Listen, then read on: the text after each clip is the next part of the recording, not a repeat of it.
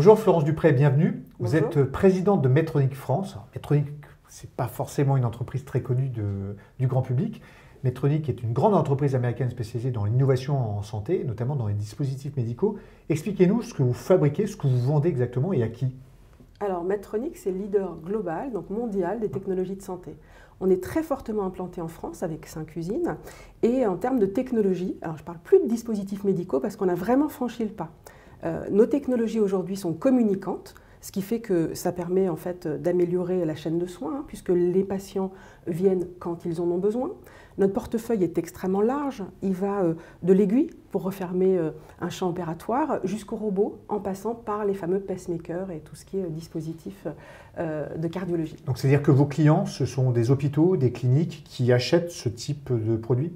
Oui, tout à fait, pour les patients qu'ils opèrent ou les patients qu'ils implantent, tout à fait. Et alors, quelles sont les activités qui génèrent le plus de revenus pour vous? Alors il y a toutes ces technologies communicantes, mais on a aussi des technologies apprenantes, parce qu'avec toute l'intelligence artificielle, on a vraiment franchi ce pas des technologies de santé. Je prends l'exemple des robots, puisque aujourd'hui on ne vend pas des robots, mais on vend des plateformes de robotique. De robots chirurgicaux? De robots chirurgicaux, dans le domaine de la chirurgie de la colonne vertébrale ou dans le domaine de la chirurgie des tissus mous. Ce qui est extrêmement intéressant. Tissu mou, c'est-à-dire tout ce qui est digestif, gynécologique, prostate et autres. Donc c'est une autre façon en fait d'appréhender la chirurgie parce que ça permet, parce qu'on enregistre les images, parce qu'on enregistre la façon dont ça se passe dans les blocs opératoires, ça permet en fait d'améliorer le geste opératoire. Donc on est sur quelque chose d'apprenant où on modifie, le chirurgien peut modifier son approche en fonction de ce qu'il apprend de ces technologies. Vous avez mentionné l'intelligence artificielle qui fonctionne grâce à des données, des millions, des milliards de données que l'intelligence artificielle peut exploiter via des algorithmes. Est-ce que vous diriez que c'est la voie la plus prometteuse aujourd'hui pour l'innovation en santé? Alors aujourd'hui, si on veut innover, il faut savoir ce qui se passe, il faut voir comment est-ce qu'on peut améliorer les choses. Et le big data, tout ce qui est la captation des données, je prends par exemple le bloc opératoire, il y a plein de données générées, on ne sait pas forcément les capter. Donc nous, on est très investis sur de la recherche pour pouvoir capter la donnée et ensuite l'interpréter et l'intégrer soit dans nos technologies, soit améliorer directement la vie du patient, puisque je vous donne un exemple tout simple, sur nos pompes, parce qu'on a des pompes dans le domaine du diabète, avec de l'intelligence artificielle embarquée, avec une boucle qu'on dit fermée, et qui permet d'adapter la dose d'insuline en fonction de l'état du patient. Donc on est aussi sur un bénéfice personnel, pas qu'un bénéfice de recherche. Alors vous parlez des données, mais encore faut-il que ces données soient structurées ou amassées de manière plus ou moins identique selon vos clients. J'imagine que c'est ça le nœud gordien du problème. Alors il y a un vrai enjeu de régulation autour de la donnée. On le voit bien en France. La France est d'ailleurs pionnière dans ce domaine pour essayer justement de permettre une certaine interopérabilité, une certaine sécurité, ou plutôt une sécurité certaine. On en fait trop sur la réglementation? Je pense que la réglementation, elle est intéressante. Après, ce qui est difficile, c'est les délais qui nous sont donnés. Parce que c'est des vraies transformations industrielles. Donc nous, on discute beaucoup avec les pouvoirs publics pour dire oui à la régulation, oui au référentiel, parce que c'est normal, on est tous soi-même patients ou proches de patients. Donc la régulation est une bonne chose. Il faut nous donner le temps et la lisibilité, la visibilité pour nous adapter, mais on est en chemin, absolument. L'actualité politique est marquée chaque fin d'année, chaque dernier trimestre, par le budget de l'État, le projet de loi de finances, mais aussi le budget de la sécurité sociale, le projet de loi de finances de la sécurité sociale, qui vient d'être adopté, voté. Quelle part fait-il à l'innovation? Quel regard portez-vous sur les débats du CRU 2023? Alors c'est toujours un moment particulier. On est dans un contexte particulier lui aussi, post-Covid, problème de ressources, d'approvisionnement, inflation, augmentation des coûts de production et de matières premières. Donc je dirais que c'est un peu la croisée des chemins, puisque les établissements de soins ont des enjeux de ressources. Le PLFSS fait effectivement le focus sur la façon dont on peut maîtriser les coûts, ce qui est tout à fait légitime. Oui, parce qu'on parle toujours de l'ONDAM. Exactement.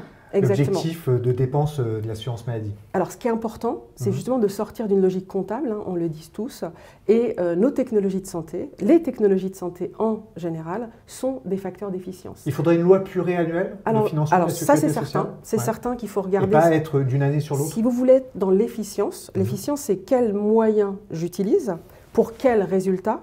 Donc c'est vraiment regarder à chaque fois les moyens et les résultats, parce que la maîtrise comptable, c'est je coupe les coûts. Mais si je coupe les coûts, je coupe les investissements. Et nous, notre combat, et moi je le porte personnellement, c'est de rencontrer les pouvoirs publics et d'échanger avec eux sur la façon dont les technologies de santé peuvent améliorer non seulement la qualité du soin, mais aussi l'efficience. Donc une loi de programmation plutôt qu'une loi annuelle. Tout à fait. En octobre 2021, Emmanuel Macron avait annoncé, dans le cadre du plan Innovation 2030, un gros volet santé, avec notamment une enveloppe de 7 milliards destinée à financer l'innovation en santé. Alors déjà, ces 7 milliards, est-ce que vous en voyez la couleur? Est-ce que vous pouvez, vous, en bénéficier? Et qu'est-ce que vous voyez poindre de la part des pouvoirs publics sur le front de l'innovation en santé aujourd'hui? Alors la grande chance qu'on a, ou l'opportunité qu'on a en France, c'est vraiment cette volonté à 2030 d'être un acteur majeur en santé. Donc ça, c'est une volonté affichée. Donc c'est pas que des mots, il y a vraiment des choses qui se passent. Après, il y a quelques décalages dans le temps ou décalages d'intention. Nous, on a rencontré Lise Alter, qui est la nouvelle présidente de la commission de l'Agence nationale de l'innovation en santé, parce que il faut coordonner les efforts et il faut pouvoir dimensionner l'ambition du président aux moyens qui vont être donnés. Et je reviens sur cette notion d'efficience, parce que nos technologies, si on les évalue en disant le moins ça coûte, le mieux c'est, on n'en tire pas le maximum de bénéfices. Il faut investir dans certains domaines, il faut évidemment évaluer l'impact, mais aussi financer ces innovations, parce qu'une innovation qui n'est pas financée, elle ne peut pas être au service du système de soins, et en particulier de ce problème majeur qu'ont les établissements. Je vous donne un exemple. Aujourd'hui, quand une opération, au lieu de durer 8 heures, elle peut durer 2 heures, grâce à des nouvelles technologies de santé. Quand on peut arriver plus tard à l'hôpital, en repartir plus tôt. Quand on peut donc favoriser l'ambulatoire. Alors favoriser l'ambulatoire, carrément même se dire qu'on peut faire des opérations en dehors des salles d'opération, parce qu'on a des lunettes qui permettent d'avoir des anesthésies particulières. Donc tous ces éléments-là, si on ne leur permet pas d'exister et de démontrer leurs bénéfices, eh bien, on ne répond pas aux enjeux de ressources qu'a l'hôpital aujourd'hui. Donc nous, notre message, c'est utilisez-nous, évaluez-nous, et tout le système en bénéficiera. On fête un autre anniversaire, celui de Paris Santé Campus, qui est une espèce d'objet un peu hybride, qui mêle à la fois de la recherche et de la santé numérique. Ça, c'était un bon signal qui était envoyé par les pouvoirs publics? Les pouvoirs publics envoient plein de signaux. On a un terreau de start-up. Il faut juste dépasser les signaux. Alors, on a un terreau de start-up. Exactement, il faut transformer l'essai. On a un terreau de start-up en France qui est exceptionnel. Nous, on a un incubateur qu'on appelle même plus un incubateur, un accélérateur de start-up. Donc, interne à Medtronic. Interne à Medtronic depuis des années. On en est à la 4e génération. Juste Medtronic France ou sur l'Europe? Alors, la France est un peu innovante dans ce domaine aussi par rapport au reste du groupe. Et on a mis en place cet accélérateur de start-up. Donc, on est dans tous les lieux où l'innovation peut naître. Donc oui, la France investit, et ce n'est pas que de la façade, il y a vraiment un accompagnement des dirigeants de start-up. Ouais. Vous parliez d'efficience, quand on interroge les laboratoires pharmaceutiques, il y avait cette volonté française de refaire de la France un pays producteur de médicaments. Il y a toujours ce problème lié au délai d'autorisation de mise sur le marché. Est-ce que vous rencontrez ces mêmes problèmes sur tous les produits que vous proposez à des professionnels de santé? Alors, il y a l'enjeu du délai, mais comme je vous le disais tout à l'heure, il y a aussi l'enjeu de la façon dont nos innovations sont évaluées. Je dirais que pour les technologies de santé, c'est essentiellement un enjeu de compréhension des bons marqueurs. Je dirais que les sociétés qui nous évaluent, les instances qui nous évaluent ont un peu parfois les lunettes du médicament. Parce que le médicament, c'est grand, c'est gros, il y a plein d'industriels. Et les technologies de santé, ce n'est pas la même chose. Quand on est sur des pacemakers, quand on est sur des innovations qui permettent de changer le parcours de soins. Je vous donne un exemple. L'article 51, c'est un fabuleux outil qui a été créé par les pouvoirs publics pour évaluer si une prise en charge particulière pouvait apporter un bénéfice de santé. Quelque part, ça mesure l'innovation organisationnelle, pas que l'innovation technologique. Le problème, c'est que ces expérimentations sont très longues, elles sont difficiles à mettre en place, mais elles permettront, j'en suis sûre, de montrer que quand, par exemple, on prend la chirurgie bariatrique, donc la chirurgie de l'obésité, si on accompagne le patient ou la patiente avant, si on l'accompagne ensuite, on optimise son résultat de santé. Voilà. Et tout ça, évidemment, ça a un coût, mais ça a surtout un bénéfice, parce que ça permet que les patients aillent mieux et donc soient moins consommateurs de soins. Très récemment, des anesthésistes, des cardiologues, des radiologues, des gastro-entérologues ont alerté dans une tribune publiée dans Le Monde les problèmes de rupture d'approvisionnement sur un certain nombre de produits. Il y a des médicaments, mais aussi des produits tels que ceux, sans doute, que vous proposez. Comment résoudre ce problème ?